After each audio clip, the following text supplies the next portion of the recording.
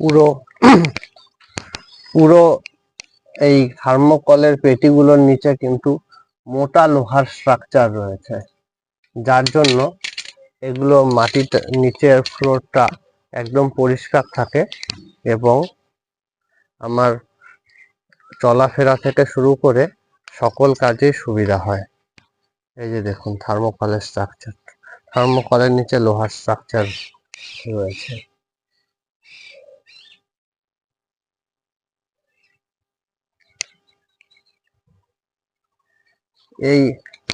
এটা দেখুন, এটা হচ্ছে পটল গাছ।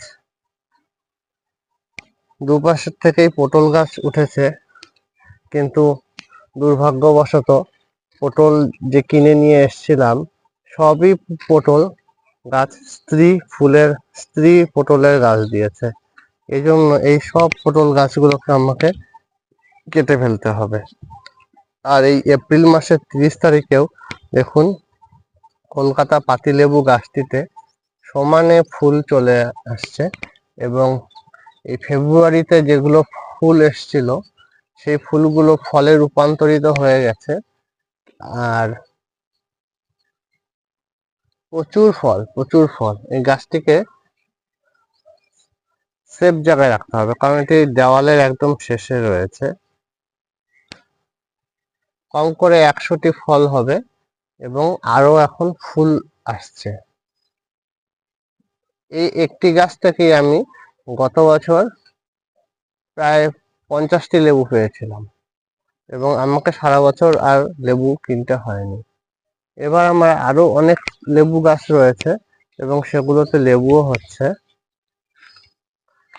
এই যে সিম গাছ রয়েছে, সিম হচ্ছে, সিমগুলো পোকায় খেয়ে নিচ্ছে, ম্যাচিওরড হয়ে যাচ্ছে।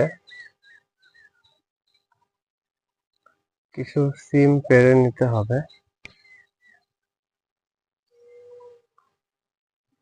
পাতার ভেতরে ভেতরে সিম হয়ে থাকে। এই যে দেখুন, সবুজ বলে সবুজের মধ্যে চোখেই পড়ে না।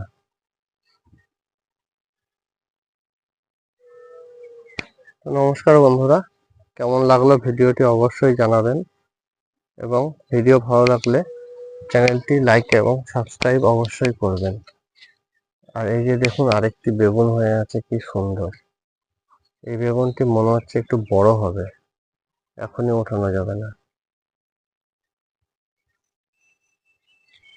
নমস্কার।